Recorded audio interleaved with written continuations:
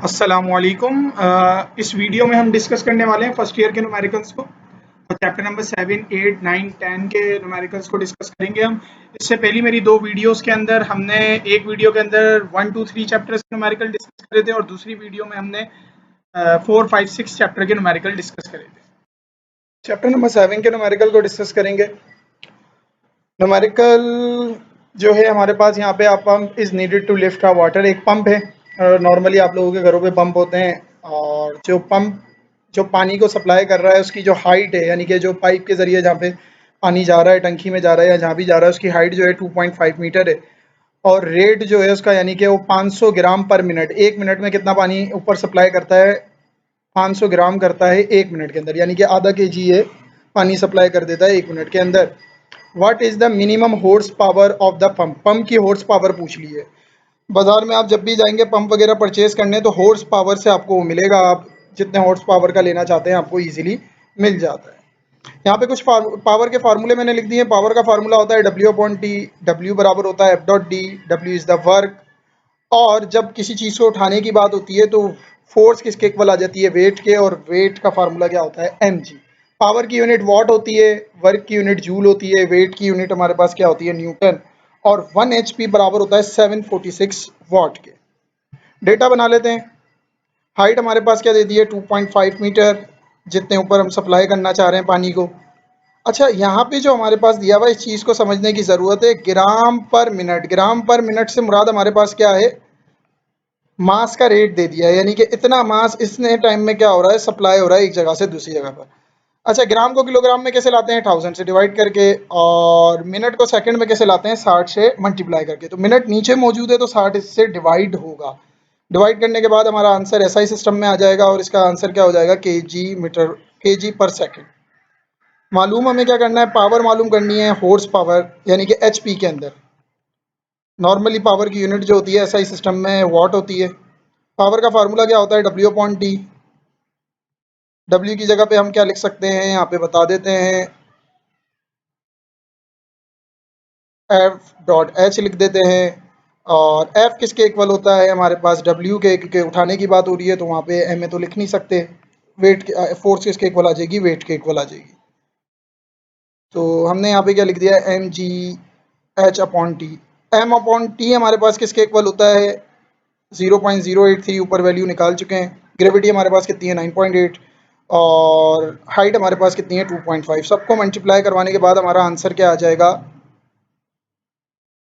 0.2024 joule पर second. Joule पर second किसके इक्वल होता है, वॉट के इक्वल होता है। तो यहाँ पे हम वॉट भी लिख सकते हैं। लेकिन हमें आंसर किस में पूछा था, हॉर्स पावर के अंदर पूछा था, और 1 हॉर्स पावर किसके बराबर होती है, 746 के। तो हम क्या करेंगे, यहाँ पे हम बता भी देते हैं कि 1 हॉर्स पावर किसके इक्वल है, 746 के इक्वल है। तो यहाँ पे हम क्या करेंगे, जो भी आंसर हमारा वॉट में आया होगा उसको 746 से डिवाइड करवा देंगे तो आंसर हमारा किस में आ जाएगा, हॉर्स पावर में। तो कितनी हॉर्स पावर हमारे पास यहाँ पे होगी, 0.0027 HP। और इसको एक्सपोनेंट की फॉर्म में लिख देते हैं तो ये हो जाएगा 2.74 exponential -4 HP। HP means horse power. एक और सवाल को डिस्कस करते हैं, ये भी काफ़ी इंपॉर्टेंट सवाल है एग्जामिनेशन पॉइंट ऑफ व्यू से। A horse pull a cart horizontally, ये बग्गी को कहते हैं। एक हॉर्स जो है वो बग्गी को हॉरिजॉन्टली अपनी तरफ क्या कर रहा है, खींच रहा है। और फोर्स जो दे दी है हमारे पास पाउंड में दे दी है। और एंगल जो बन रहा है हमारे पास वो क्या बन रहा है, 30 डिग्री बन रहा है अब the horizontal surface. Move along a speed, उसकी जो स्पीड है वो माइल्स के अंदर दे दी है, माइल्स पर आवर, यानी कि 6 माइल्स वो तय करती है एक आवर के अंदर। और मालूम हमें क्या करना है, वर्क मालूम करना है इन 10 मिनट्स, 10 मिनट्स में कितना वर्क होगा ये मालूम करना है। और what is the power output of the horse, और पावर मालूम करनी है हमें किसकी, जो हमारे पास हॉर्स जो है उसके ऊपर जो पावर लगा रहे हैं तो वो हमें क्या करनी है, यहाँ पे कैलकुलेट करनी है। फार्मूलों को डिस्कस कर लेते हैं। पावर का फार्मूला होता है F डॉट वी भी होता है, और वर्क का फार्मूला F डॉट एस भी होता है। वेलोसिटी का formula S upon T use कर सकते हैं हम। यहाँ पे आप देखें 1 माइल्स जो है 1760 यार्ड्स के इक्वल होता है, और 1 यार्ड जो है वो 3 फीट्स के इक्वल होता है। ये बात आपको याद होनी चाहिए न्यूमेरिकल करने से पहले। सबसे पहले इसका हमें कन्वर्जन करना पड़ेगा। एंगल हमारे पास 30 दे दिया गया है। वेलोसिटी हमारे पास क्या है, 6 माइल्स पर आवर। तो माइल्स पर आवर को हमें लेकर आना है फीट पर सेकंड के अंदर।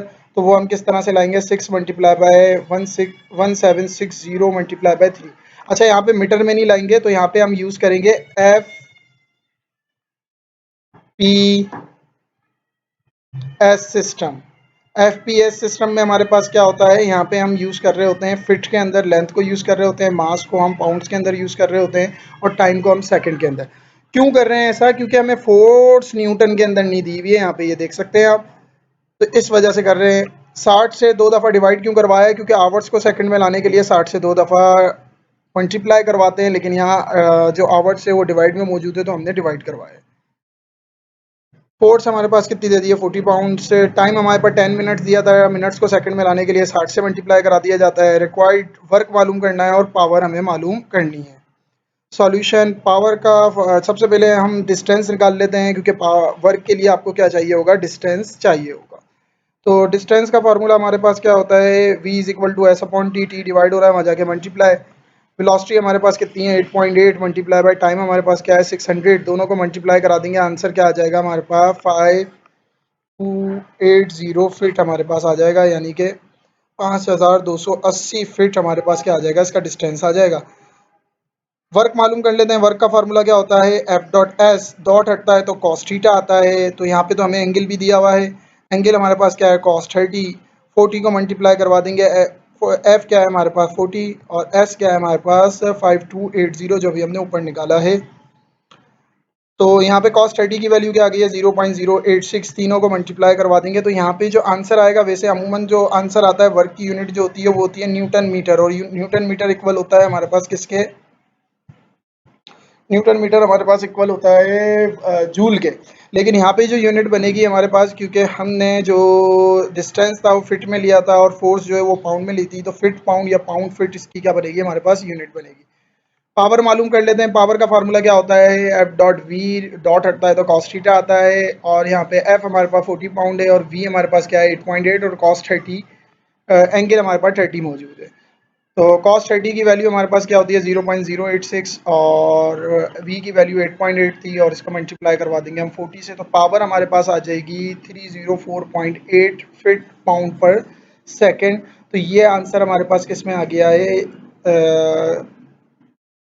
फिट पाउंड पर सेकंड के अंदर आ गया है। तो यहाँ पे कन्वर्जन भी लिखा हुआ है, अगर पावर आपके पास किस में होती है फिट पाउंड पर सेकंड के अंदर होती है, तो उसको किस तरह से हम एचपी में कन्वर्ट करते हैं 550 से डिवाइड करवा के। तो यहाँ से 550 से डिवाइड करवा देंगे तो आंसर हमारे पास किस में आ जाएगा, एचपी के अंदर आ जाएगा, यानी कि हॉर्स पावर के अंदर आ जाएगा। चैप्टर नंबर 8 के न्यूमेरिकल को डिस्कस करेंगे। अब body hanging from a spring, एक स्प्रिंग के ऊपर बॉडी को हैंग कर दिया है, is set to into the motion, the period of oscillation is, यानी कि उसकी ऑक्सीलेशन में टाइम पीरियड हमारे पास कितना लगता है 0.50। After the body has come to rest, body थोड़ी देर बाद रेस्ट में आ जाती है। It is remove how much shortage will be the spring, spring कितना शॉर्टेज हो जाएगा, इसका मतलब एक्स हमें यहाँ पे पूछ लिया है। What it come to rest, when it come to rest, जब वो रेस्ट में आ जाता है। कुछ फार्मूलों को डिस्कस कर लेते हैं। टाइम पीरियड का फार्मूला क्या होता है 2 pi under root M upon K, और एफ किसके बराबर होता है के एक्स के। के इज द स्प्रिंग कांस्टेंट होता है, और एक्स हमारे पास क्या होता है, जो भी हमारा एम्पलीट्यूड जो होता है वो एक्स कहलाता है, और ये हुक्स लॉ के तहत इसका फार्मूला है। डेटा बना लेते हैं। टाइम हमारे पास क्या दे दिया 0.5, रिक्वायर्ड में हमें क्या मालूम करना है, एक्स मालूम करना है। सॉल्यूशन फार्मूला क्या होता है हमारे पास, टी इज इक्वल टू 2 पाई, इसको इक्वेशन 1 का नाम दे देते हैं हम, 2 pi under root M upon K. अच्छा, बॉडी को हमने हैंग किया हुआ है, जाहिर सी बात है स्प्रिंग पे हैंग कर दिया है, तो एफ किसके इक्वल हो जाएगा डब्ल्यू के, और डब्ल्यू किसके इक्वल होता है एम जी के, तो इसका मतलब एफ को हम किसके इक्वल ले सकते हैं, एम जी के इक्वल ले सकते हैं। इसी तरह से हुक्स लॉ के तहत फार्मूला क्या होता है, एफ बराबर होता है हमारे पास के एक्स के। इसको इक्वेशन नंबर 2 का नाम दे देंगे हम, ये इक्वेशन 2 हो जाएगी हमारे पास, और इसी तरह से इस इक्वेशन को हम 3 का नाम दे देंगे। 2 और 3 दोनों इक्वेशंस को हम क्या कर सकते हैं, कंपेयर कर सकते हैं, तो दोनों को कंपेयर कर लेते हैं, तो ये हो जाएगा M G is equal to K X. तो m अपॉन के किसके इक्वल आ जाएगा, x अपॉन जी का। तो यहाँ पर हम इसको अब पुट कर देते, पुट कर देंगे ऊपर इक्वेशन में। जब ऊपर इक्वेशंस में हम पुट करेंगे तो हमारा फार्मूला अरेंज होकर क्या बन जाएगा, t is equal to 2 pi x upon G. Find out हमें क्या करना है, यहाँ पर टाइम पीरियड मालूम करना है, तो यहाँ पे क्या कर लेते हैं, स्क्वायरिंग ऑन बोथ साइड कर लेते हैं, क्योंकि x जो है आपका रूट के अंदर मौजूद है। 2 का स्क्वायर क्या हो जाएगा 4 हो जाएगा, पाई का स्क्वायर क्या हो जाएगा स्क्वायर हो जाएगा, और इसी तरह से t का स्क्वायर भी ले लेंगे, स्क्वायर से रूट कैंसिल आउट, एक्स को अरेंज कर लिया है हमने, जी डिवाइड हो रहा था, वहाँ जाके मल्टीप्लाई 4 पाई स्क्वायर मल्टीप्लाई होता था, तो जाके डिवाइड वैल्यूज पुट कर देते हैं। टी की जगह पे क्या आ गया 0.5, जी की जगह 9.8 लिख दिया है, पाई की जगह पाई की वैल्यू लिख दी है। तो ये हमारे पास इसका आंसर आ गया है, यानी कि 0.5 का स्क्वायर 0.25 होता है और 3.142 का स्क्वायर निकाल लिया हमने। ये आंसर हमारे पास आ गया एक्स जो आ गया 0.062 मीटर। आगे की जानिब चलते हैं, यहाँ पे मजीद सवाल को डिस्कस करेंगे। अब जो हमारे पास सवाल है यहाँ पर, आ स्ट्रिंग 2 मीटर लॉन्ग है, एक स्ट्रिंग दे दी है हमारे पास, रस्सी दे दी है 2 मीटर लॉन्ग है और उसके ऊपर जो मास जो है वो 0.04 kg है। हॉरिजॉन्टली जगह पे वो रखी हुई है। वन एंड अवर अ पुली, एक एंड उसका पुली पे से पास हो रहा है, एंड अटैच 1 kg मास, दूसरी जानिब क्या रख दिया है, उसके 1 kg मास रख दिया है। Find the speed of transfer wave, जो उस स्ट्रिंग में वेव्स पैदा हो रही हैं उसकी स्पीड मालूम करनी है और फ्रीक्वेंसी मालूम करनी है सेकंड हार्मोनिक की। कुछ फार्मूलों को देख लेते हैं। हमारे पास म्यू बराबर होता है M upon L. Mu means होता है लीनियर डेंसिटी और लीनियर डेंसिटी की यूनिट होती है केजी पर मीटर। इसी तरह से टी क्या है, हमारे पास टेंशन है, क्योंकि एक बॉडी जो है वो हॉरिजॉन्टली है। जब कोई बॉडी हॉरिजॉन्टली रखी हुई होती है तो टी किसके इक्वल हो जाता है, डब्ल्यू के। हमेशा याद रखिएगा, टेंशन किसके इक्वल हो जाती है, डब्ल्यू के, और डब्ल्यू किसके इक्वल होता है, एम जी के। तो ये आपने केस भी करा था, फर्स्ट केस और सेकंड केस जो था, ये किसके इक्वल आ जाएगा, T is equal to W और W is equal to m g. आगे की जानिब चलते हैं, डेटा बना लेते हैं। लेंथ हमारे पास क्या दे दी है, 2 मीटर दे दी है। एक बॉडी का मास हमारे पास 0.04 kg दे दिया है, दूसरी बॉडी का मास 1 kg दे दिया है। तो मैंने एक को कैपिटल से एक को स्मॉल से डिनोट कर दिया है ताकि दोनों में क्या रहे, फर्क रहे। रिक्वायर्ड हमें मालूम क्या करना है, वेलोसिटी मालूम करनी है और साथ में फ्रीक्वेंसी मालूम करनी है। फ्रीक्वेंसी को एफ से डिनोट करते हैं और इसकी यूनिट जो होती है वो हर्ट्ज होती है। सॉल्यूशन फार्मूला हमारे पास क्या होता है, mu is equal to M upon L. सबसे पहले हम लीनियर डेंसिटी निकाल लेंगे, क्योंकि अगर हमें स्पीड निकालनी है तो उसका फार्मूला क्या होता है, टी अपॉन म्यू, यानी कि लीनियर डेंसिटी। यहाँ पे हमने मास क्या था 0.04 kg डिवाइड बाय 2, जब 2 से डिवाइड करेंगे तो हमारे पास क्या आ जाएगा, म्यू क्या आ जाएगा, लीनियर डेंसिटी आ जाएगी 0.02 kg पर मीटर। टेंशन निकाल लेते हैं, टी किसके इक्वल होता है, डब्ल्यू के, और डब्ल्यू किसके इक्वल होता है, एम जी के।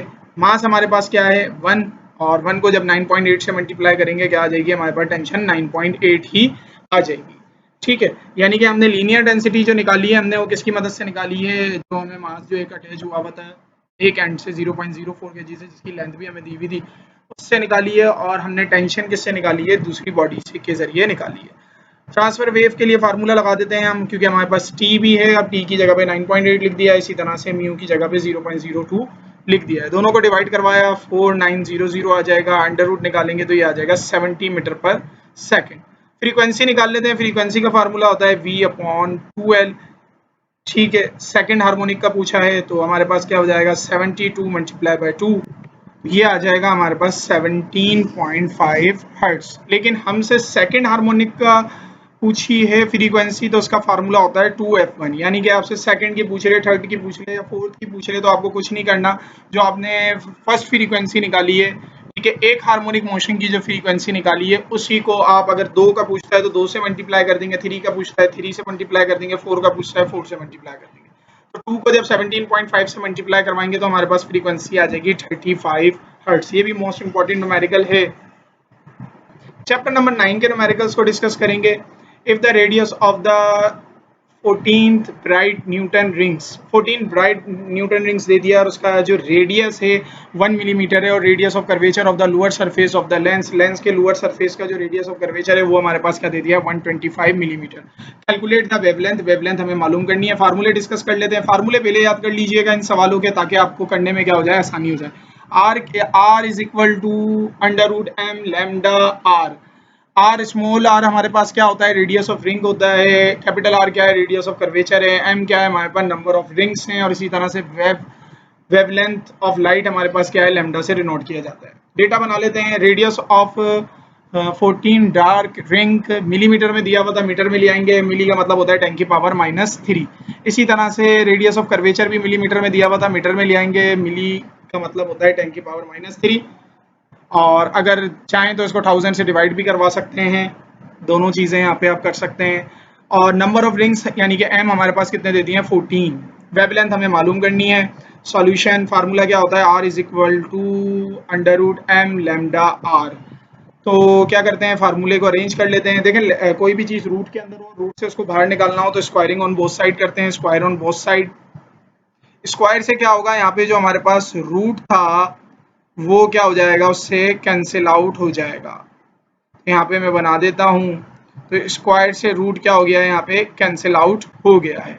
तो स्क्वायर से रूट कैंसिल आउट हो जाएगा, एम आर मल्टीप्लाई हो रहा था दूसरी जानब जाके डिवाइड हो जाएगा। आर की जगह आर की वैल्यू लिख दी है, आर की वैल्यू क्या थी 1 मल्टीप्लाई बाई 10 की पावर -3, इसका स्क्वायर ले लेंगे। और कैपिटल आर की वैल्यू क्या थी 0.125, इसको 14 से मल्टीप्लाई करवा देंगे तो ये आ जाएगा हमारे पास, ये मल्टीप्लाई करवाने के बाद और इसका स्क्वायर निकाल लिया है। दोनों को डिवाइड करवाएंगे तो हमारे पास वेवलेंथ क्या आ जाएगी 5.71 10 की पावर -7 मीटर।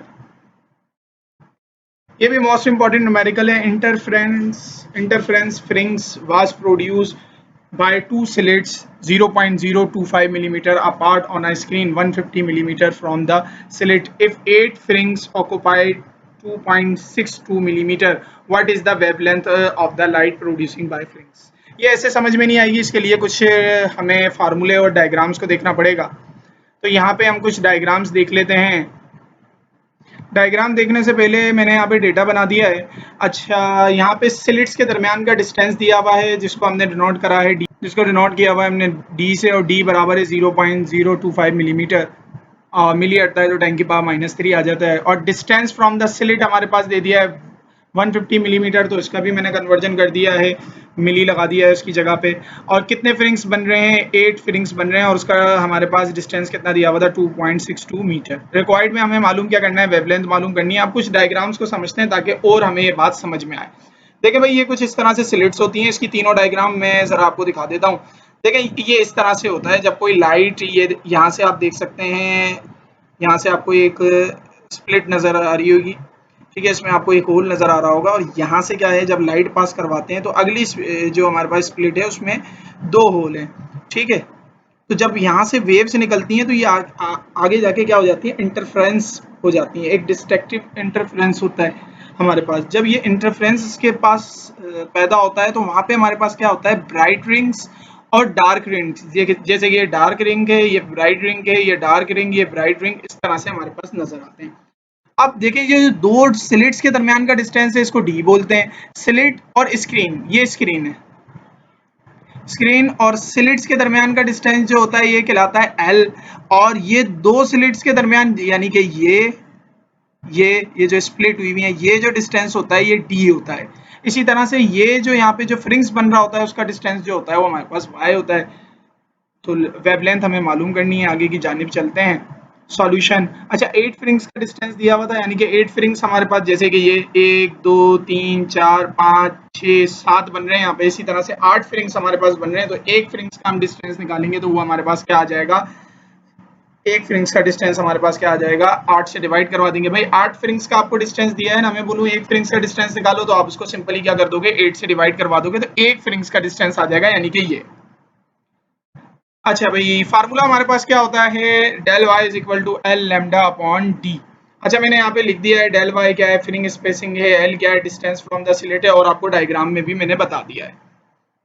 फार्मूले को अरेंज कर लेते हैं क्योंकि हमें वेवलेंथ मालूम करनी है। फार्मूले में डेल्टा वाई की वैल्यू लिख दी, इसी तरह से डी की भी वैल्यू लिख दी है, और इसी तरह से एल की भी वैल्यू मैंने लिख दी है। दोनों को डिवाइड करवाएंगे, डिवाइड करवा के हमारे पास आंसर क्या आ जाएगा, ये आ जाएगा। अब ये क्या कर रहा है सर, 10 की पावर -10 आ रही थी। देखिए 10 की पावर -10 मैंने फार्मूले वाले कॉलम में भी लिख दिया है, ये बराबर होती है एंगस्ट्रॉम के, ठीक है। तो ये याद रखिएगा, 10 की पावर -10 मीटर जब भी आ जाए तो इसकी जगह पे आप ये लिख सकते हैं। चैप्टर नंबर 10 के न्यूमेरिकल को डिस्कस करते हैं। A convex lens from an image of an object in a fixed screen। एक स्क्रीन ले लेते हैं हम। यहाँ पे स्क्रीन वो चीज़ होती है जहाँ पे हमारे पास क्या होती है, इमेज बनती है, ठीक है। Is moving the lens 60 centimetre towards the object. यहाँ पे हम लगा लेते हैं कि ये आपका एक जगह पे ऑब्जेक्ट मौजूद है, ठीक है। इसको हम क्या नाम दे देते हैं, ऑब्जेक्ट। ऑब्जेक्ट को पी से डिनोट करते हैं, ठीक है। ये आप सोच लीजिए, ये ऑब्जेक्ट है आपका। The object the image is gain is formed on the screen। what is the focal length, हमें फोकल लेंथ मालूम करना है लेंस का। अच्छा देखें, बीच में यहाँ पे कहीं होगा हमारे पास लेंस, ये इमेज बन रही है हमारे पास स्क्रीन पर और ये हमारे पास क्या है, अब इस जानिब आप लेकर आ जाते हैं 60 सेंटीमीटर, यही इसने बोला है, टूवर्ड्स द ऑब्जेक्ट, यानी कि ये क्या आ गया हमारे पास 60 सेंटीमीटर हो गया। फोकल लेंथ इन्होंने पूछ लिया। फार्मूला जो हम इसमें यूज करेंगे एक ही फार्मूला है हमारे पास, और वो होता है mirror equation 1/f is equal to 1/q plus 1/, इसमें हम दो केसेस कंसीडर कर लेते हैं। ठीक है, पहला केस हमारे पास क्या है, जिसमें हमारे पास ऑब्जेक्ट डिस्टेंस क्या है P1 जो x के इक्वल है। ठीक है, यानी कि ऑब्जेक्ट डिस्टेंस हमें कुछ नहीं पता, यानी कि मूव करने से पहले का डिस्टेंस क्या था हमारे पास x था, और Q1 क्या था हमारे पास 20 सेंटीमीटर जो इन्होंने दिया हुआ है fix screen 20 centimetre the lens, lens कितनी दूरी पर है हमारे पास 20 सेंटीमीटर की दूरी पर है स्क्रीन से, यानी कि Q1 हमें दे दिया था। सेकंड केस में हमारे पास क्या है, the object distance is E2 is equal to x is equal to 6, यानी कि ऑब्जेक्ट डिस्टेंस हमारे पास क्या हो जाएगा, ठीक है, होगा क्या, जब 60 सेंटीमीटर आप उसको लेकर आएंगे इस जानिब, ठीक है, यानी कि इस जानिब आप 60 सेंटीमीटर लेके आ रहे हैं, तो यहाँ पे जितना भी डिस्टेंस था उसमें से कितने माइनस हो जाएंगे, 60 माइनस हो जाएंगे। फॉर एग्जांपल इसको x सपोज कर लें, तो उसमें से क्या माइनस हो जाएगा, पहले ये x था, लेंस यहाँ मौजूद था, देखें लेंस मौजूद था आपका यहाँ, जब आप लेंस को यहाँ से यहाँ लेकर आए, ठीक है, पहले x था, जब यहाँ से यहाँ लेकर आए, आप ये सपोज कर लें पहले 100 था, 100 था, जब आप इसको यहाँ पर लेकर आए 60 सेंटीमीटर, तो जाहिर सी बात है कितना रह जाएगा, 40 रह जाएगा। तो यहाँ पे भी हम यही कर रहे हैं कि टोटल x था तो x माइनस 60 हो जाएगा हमारे पास। इसी तरह से Q2 क्या हो जाएगा 80। सर ये 80 कैसे हुआ, पहले स्टार्टिंग में कितना था, ये 20, स्टार्टिंग में कितना था ये हमारे पास 20 मौजूद था। ठीक है, तो 20 मौजूद था, जब इसको आप इस जानिब लेकर आए तो ये कितना हो गया 80 हो गया। कैसे भाई, जाहिर सी बात है एक चीज़ 20 सेंटीमीटर पर मौजूद है, मैं उसको बोलूँ और आगे ले जाओ 60 सेंटीमीटर, तो टोटल कितना हो जाएगा 80 हो जाएगा। आगे की जानिब चलते हैं, रिक्वायर्ड में हमें क्या मालूम करने हैं, फोकल लेंथ मालूम करनी है। सॉल्यूशन, फर्स्ट केस में हमारे पास क्या है, फार्मूला लगा दिया है हमें, हमने 1/f is equal to 1/p plus 1/q। P1 की जगह पे क्या आ गया है x, एलसीएम ले लेते हैं, तो एलसीएम क्या आ जाएगा 20x आ जाएगा, 20 यहाँ चला जाएगा और x कहाँ चला जाएगा हमारे पास यहाँ चला जाएगा, तो ये आ जाएगा हमारे पास, इसको रेसिप्रोकल कर लेते हैं, घुमा लेते हैं, तो f is equal to 20x upon 20 plus X. दूसरे केस की जानिब चलते हैं, दूसरे केस में क्या हो जाएगा, बिल्कुल यही रहेगा, बस P2 चेंज है और Q2 चेंज है, तो यहाँ पे हम पुट कर देते हैं कि वैल्यू P2 की जगह पे आ गया है x माइनस 60, Q2 की जगह पे आ गया है 80। अरेंज कर लिया, एलसीएम ले लिया, 80 जाके 1 से मल्टीप्लाई हो जाएगा, 6 माइनस 60 1 से जाके मल्टीप्लाई हो जाएगा, तो ये हो जाएगा, यहाँ पे अरेंज कर लेते हैं 80 को, 80 में से 60 माइनस करेंगे क्या आ जाएगा 20 आ जाएगा, घुमा लेते हैं वैल्यूज़ को। अच्छा अब यहाँ पे इस इक्वेशन को हम इक्वेशन 1 का नाम दे देते हैं, ये हमारे पास क्या हो गई है इक्वेशन 1 हो गई है, ये मैं यहाँ पे 1 लिख देता हूँ। ठीक है, और ये इक्वेशन क्या हो गई है हमारे पास 2 हो गई है। असल में हमें तो फोकल लेंथ मालूम करना है, लेकिन यहाँ पे अगर हमारे पास एक्स पता चल जाए ना हमें कुछ, तो हमारे लिए क्या हो जाएगी, आसानी हो जाएगी। ये इक्वेशन 2 हो गई है, इक्वेशन 1 और 2 को कंपेयर करेंगे तो ये आ जाएगी हमारे पास इक्वेशन, ये इससे क्या हो जाएगा हमारे पास कैंसिल आउट हो जाएगा, दोनों एक जैसी वैल्यूज़ हैं। ठीक है, इसी तरह से 20 जो है वो 80 से कैंसिल आउट हो जाएगा, तो ये आ जाएगा हमारे पास 21 ज़ा 24 ज़ा क्या होता है 80 होता है, तो ये कैंसिल आउट हो गए। 4 को मल्टीप्लाई करवा देंगे, 4x माइनस 240 हो जाएगा। अच्छा जी, ये माइनस 4x माइनस का था, प्लस का था, इधर आके माइनस का, ये माइनस 3x आ जाएगा, माइनस 3 मल्टीप्लाई हो रहा है, दूसरी जानिब क्या हो जाएगा डिवाइड हो जाएगा, और जब हम डिवाइड करवाएंगे माइनस से माइनस कैंसिल आउट, और 240 को जब हम 3 से डिवाइड करवाएंगे तो ये 80 आ जाएगा। तो 80 को हम पुट कर देते हैं इक्वेशन 1 में, इक्वेशन 2 में भी कर सकते हैं, किसी में भी कर दीजिए, जब 1 में पुट करेंगे तो ये आंसर आ जाएगा हमारे पास 16 सेंटीमीटर। जितने भी इम्पोर्टेंट न्यूमेरिकल्स थे फिज़िक्स के लिहाज से मैंने वीडियो बना के अपलोड कर दी हैं, टोटल 3 वीडियोज़ हैं, अगर तीनों वीडियोज़ देख लेते हैं तो काफ़ी अच्छी तैयारी हो जाएगी। इसके अलावा भी अगर आपको कोई न्यूमेरिकल्स पूछना हो या डिस्कस करना हो तो मुझसे पूछ सकते हैं आप। अल्लाह हाफिज़।